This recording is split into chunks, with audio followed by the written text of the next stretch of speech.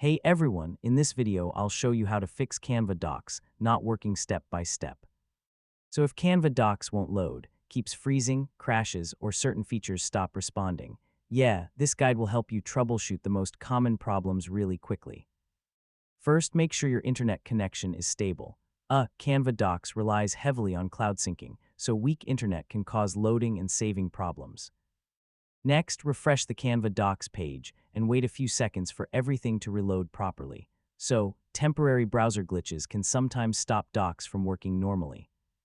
If the issue continues, sign out of your Canva account and then sign back in. Account session problems can sometimes break editing features. One of the most common fixes is clearing your browser cache and cookies. Corrupted browser data can interfere with Canva Docs performance. If your Canva document contains too many images or heavy elements, try removing some large files.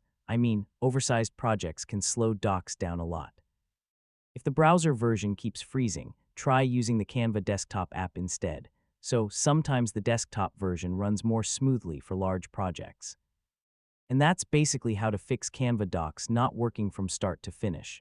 After trying these fixes, Canva Docs should run much smoother and more reliably.